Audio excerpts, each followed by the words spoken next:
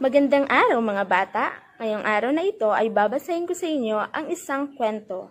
At ang kwentong ito ay pinamagatang Ang Nawawalang Aklat. Bago natin simulan ang pagbasa sa kwento, maaari ko ba kayong tanungin kung mahalaga sa inyo ang inyong mga aklat? Saan ba natin ginagamit ang mga aklat na ito? Bakit tayo merong mga aklat? Yan ang mga katanungan na dapat ninyong sagutin. Bibigyan ko kayo ng 2 minuto para sagutin mula sa inyong sarili kung ano ba ang kahalagahan ng aklat.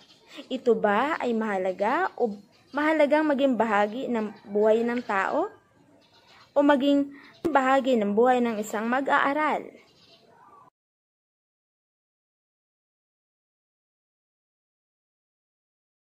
Yan, magaling!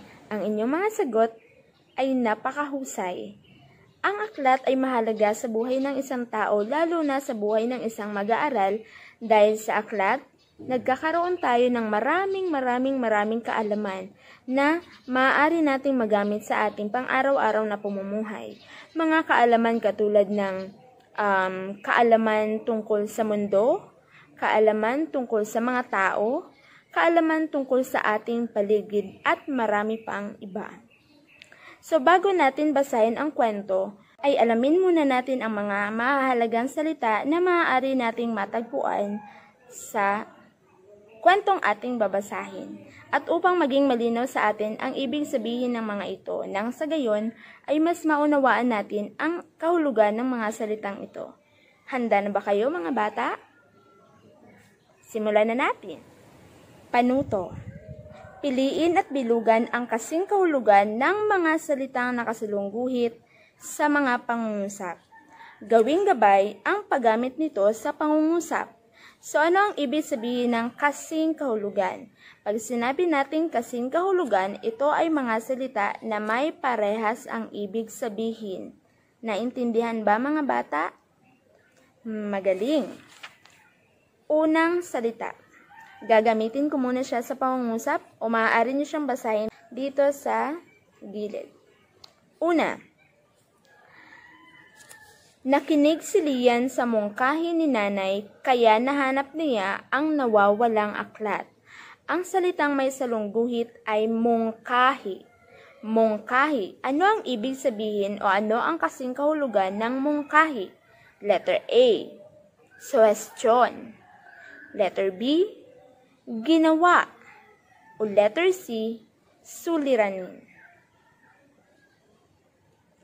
Nakinig si Lian sa mungkahi ni nanay, kaya nahanap niya ang nawawalang aklat. Ano ang kahulugan o kasing kahulugan ng salitang mungkahi? Letter A, suhestyon. Letter B, ginawa. Letter C, suliranin. Itaas ang inyong sagot. Magaling ang inyong sagot. Ang tamang sagot ay suhestyon. Ang ibig sabihin ng mungkahi sa ibang salita ay suhestyon. Pangalawa, hindi nagsalita si nanay habang nakatitig sa makalat na silid ng anak. Nakatitig. Ano ang kahulugan o kasing kahulugan ng nakatitig? Letter A, naiinis. Letter B, nakapikit. O letter C, nakatingin. Hindi nagsalita si nanay habang nakatitig sa makalat na silid ng anak. Ano ang ibig sabihin o kasing kahulugan ng nakatitig? Letter A, naiinis. Letter B, nakapikit. O letter C, nakatingin. 5 segundo.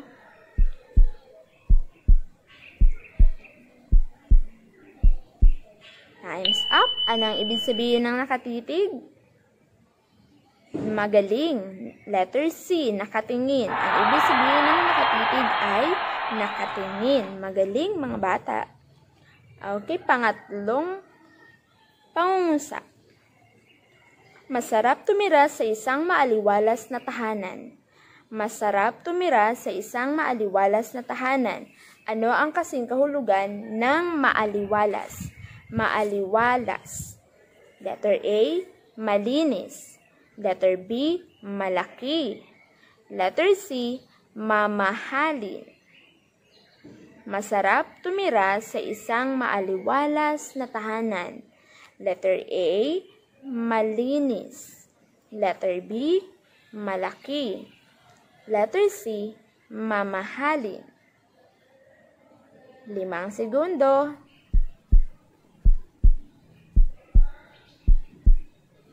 Tang, tang, tang, tang. Time's up. Saan ang sagot? Ano ang kasing kahulugan ng maaliwalas? Magaling. Letter A, malinis. Maaliwalas ay malinis. Okay, pang-apat na pangungusap. Mula ngayon ay liligpitin ko na lagi ang mga gamit ko, sabi ni Lian. Mula ngayon ay liligpitin ko na lagi ang mga gamit ko, sabi ni Lian. Ang salitang may salungguhit ay liligpitin. Ano ang kasing kahulugan ng liligpitin? Letter A, ipagbibili. Letter B, gagamitin. Letter C, sisinupin. Ano ang kasing kahulugan ng salitang liligpitin?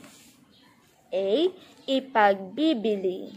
Letter B, gagamitin. Or letter C, sisinupin. Sa? Ding, ding, ding, ding. Ano ang inyong sagot, mga bata? Ano ang kahulugan o kasing kahulugan ng liligpitin? Magaling. Letter C, sisinupin. Okay, ikalimang pangungusap. May premyo para sa batang marunong magligpit. May premyo para sa batang marunong magligpit.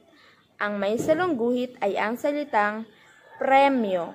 Ano ang kasing kahulugan ng salitang premyo? A, gantimpala. B, pasabi.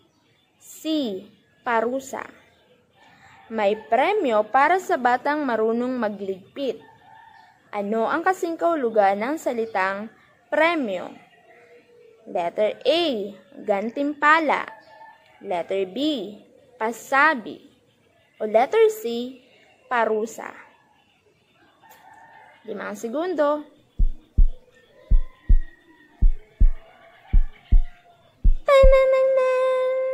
Ang tamang sagot ay gantimpala. Ang ibig sabihin ng premyo sa ibang salita ay gantimpala. Okay, naiintindihan na ba, mga bata? Maaari na ba tayong magsimula? Bago ko sa inyo basahin ang kwento, alamin muna natin ang mga pamantayan sa pakikinig ng isang kwento. Una, kailangan nating maupo ng matuwid. Una, maupo ng matuwid. Pangalawa, ihanda ang sarili sa pakikinig. Ihanda ang sarili sa pakikinig. Pangatlo, tingnan ang inyong guro habang nagbabasa ng kwento. O kaya naman kung kayo ay may aklat, maaari niyong sundan ang kwentong kanyang binabasa. Pang-apat, iwasang gumawa ng mga bagay na hindi kaaya-aya o maaaring makasagabal sa inyong pakikinig. Iwasan ang mga bagay na maaaring maging sanhi ng pagkasagabal o sagabal sa inyong pakikinig. Pang-5, unawain ang kwentong inyong pinakikinggan o binabasa. Pang-5, unawaing mabuti ang kwentong inyong pinakikinggan o binabasa. Handa na ba, mga bata? Simulan natin. Bago ko basahin sa inyo ang kwento, Hayaan niyo munang ibigay ko sa inyo ang mahalagang tanong na magiging gabay natin upang maunawaan natin o unawain ninyong mabuti ang kwentong inyong mapapakinggan. Ang mahalagang tanong ay, bakit mahalagang panatilihing malinis ang ating sariling silid at ang kabuuan ng ating tahanan at bakuran? Yan ang tanong na inyong magiging gabay sa ating pagbabasa ng kwento. Simulan na natin basahin ang kwento. Ang nawawalang aklat. Patapos na ang mahabang bakasyon. Pasukan na bukas. Kaya't inaayos na ni Lian ang mga gamit niya. Bag, sapatos, bagong uniforme, lapis, papel, mga kwaderno, at mga bagong aklat na nakabalot pa sa malinaw na plastik. May nakadikit ding sticker sa bawat gamit niya na magpapakilala sa kanya tulad ng kanyang pangalan, tirahan, paaralan, at iba pa. Isa-isa niyang inilagay ang mga gamit sa bag nang bigla siyang mapasigaw. Kulang ng 2 ang mga aklat ko, Nay. Nakita niyo po ba ang mga aklat ko? Ang malakas na tanong niya habang mabilis na lumalabas sa silid. Kahit abala sa kusina ay sumagot si Nanay. Ano ba iyong nawawala, Lian? Nawawala po ang 2 aklat ko, Nay. Sagot niya. Tingnan mo ang kwarto mo at baka nandun lang. Mungkahin ni Nanay. Pumasok muli si Lian, pero nang makita niya ang silid ay natahimik siya. Paano niya mahanap ang mga aklat niya sa ganito kagulong lugar? Sinabihan na nga pala siya ni Nanay noon pa na magligpit pero hindi niya nagawa. Ngayon ay magkakahalo ang mga nagkalat na damit, laruan, sapatos, tsinelas, magazine, aklat, at maging ang mga tirang supot ng sitsirya sa loob ng silid. Paano ko kaya makikita ang mga nawawala kong aklat sa napakagulong silid na ito? Ang bulong niya sa sarili. Pasukan na pa naman bukas. Muling nasabi niya habang nakatitig sa mga kalat. Pagpasok ni Nanay ay napailing siya sa nakitang kalat. Maya-maya'y muling lumabas at pagbalik ay iniabot kay Lian ang dala-dalang basurahan. Kahong walang laman at isang hamper. Para mahanap mo ang hinahanap mo, ilagay mo muna sa hamper ang maruruming damit, sa basurahan ang mga basura mo, at sa kahon ang mga bagay na gagamitin mo pang muli. Ang iba mo pang gamit ay ilagay mo sa kung saan dapat nakalagay. Sabi ni Nanay bago muling lumabas. Tahimik na sumunod si Lian sa utos ng ina. Maya-maya'y muling dumating si Nanay na may dalang walis at basahan. Ngayon naman ay punasan mo ang maalikabok na gamit mo at pagkatapos ay walisan mo ang sahig. Sabi niya bago inilabas ang mga naipong kalat mula sa silid ni Lian. Nang muli siyang bumalik, isang nakangiting Lian ang kanyang nadatnan. Nay, nakita ko na po ang mga aklat. Nasa ilalim lang po pala ng kama. Ang masayang sabi niya. Anak, bukod sa nahanap mo na ang mga aklat, ay isa pang premyo para sa sarili mo ang nagawa mo. Sabi niya habang masayang nakangiti sa ngayoy malinis at maaliwalas na paligid. Oo nga po, Nay. Kung hindi pa nawala ang mga aklat, ay di pa ako makapaglilinis. Ang sarap pala sa pakiramdam kapag malinis ang paligid, Nay. Nay, sorry kung hindi ko kayo agad sinunod. Mula ngayon, lagi ko na pong liligpitin ang mga gamit ko. Ang pangako ni Lian habang masaya silang nagsasalo sa meriendang inihanda ni Nanay. At siya nagtatapos ang kwento. Nagustuhan niyo ba mga bata? Ngayon naman ay sasagutin natin ang mga sumusunod na katanungan. Handa na ba kayo? Unang tanong. Ano ang nawawala kay Lian? Ano ang nawawala kay Lian? Magaling!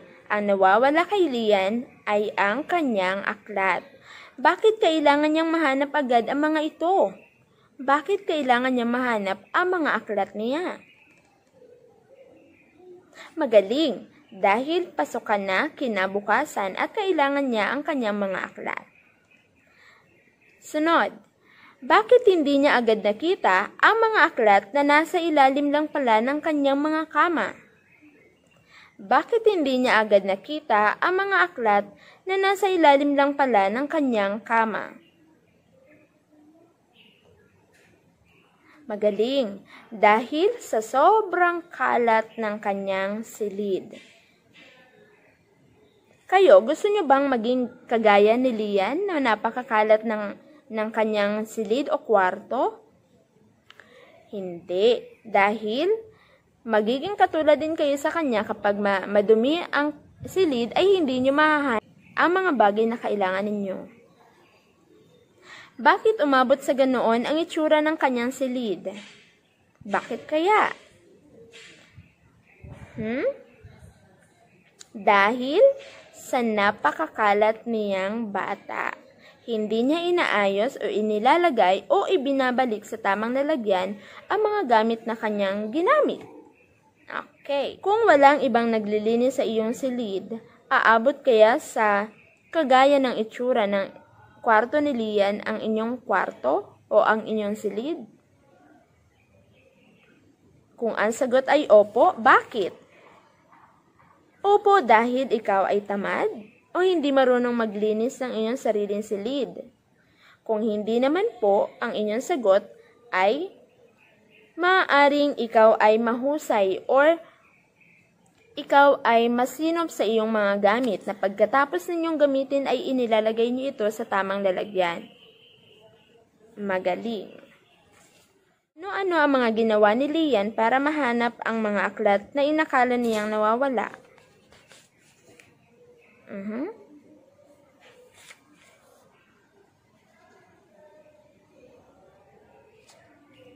Yes, inilagay niya ito sa tamang lalagyan. Itinapon ang mga kalat at hiniwalay din ang mga gamit na maaari niya pang magamit. Kung ikaw si nanay, hahayaan mo rin ba ang anak mong ligpitin ang kalat sa sarili niyang kwarto? Bakit? Kung ikaw si nanay, hahayaan mo ba si Lian o ang sarili mong anak na magligpit ng kanyang sariling kwarto? Bakit? Opo, dapat niyong hayaan ang inyong anak na magligpit ng kanyang sariling kwarto upang matutunan niya kung paano ligpitin ang mga gamit na kanyang ginamit or para malaman niya kung paano magligpit ng mga sarili niyang gamit o ilagay sa tamang lalagyan ang mga gamit pagkatapos niyang gamitin upang maiwasan ang mga kalat sa inyong silid o sa inyong kwarto. Ngayon, ang tanong, bakit mahalagang panatiling malinis ang ating sariling silid o ang ating bahay o maging ang ating bakuran? Bakit mahalagang malinis ang ating sariling silid at ang ating tahanan at maging ang ating bakuran? Yes, magaling. Mahalaga o napakahalaga na matutunan nating maging masinop o malinis sa ating kwarto o sa sarili nating silid, maging sa ating tahanan at bakuran upang maiwasan natin ang mga insekto o mga hindi kanais-nais na nilalang na manirahan sa ating sariling kwarto o sa ating silid. Katulad ng andyan ang ipis, ang daga, at ang iba pang mga hayop na maaaring manirahan sa ating silid kapag makalat ang ating silid. At kapag makalat din ang ating silid, ay mahihirapan tayong hanapin ang mga gamit na kailangan natin sa araw na iyon. Katulad ni Lian. Dahil sa napakakalat ng kanyang kwarto o ng kanyang silid, ay nahirapan siyang hanapin ang kanyang mga aklat na kailangan niya dahil malapit na ang pasukan. So, ano ang mga aral na natutunan natin sa kwentong ating napakinggan o binasa? May natutunan po ba? Ang natutunan natin ay ang maging malinis sa ating paligid, sa ating silid, sa ating tahanan upang maging kaaya-aya at maging masaya ang ating pamumuhay. At diyan nagtatapos ang ating aralin. Hanggang sa muli, paalam mga bata!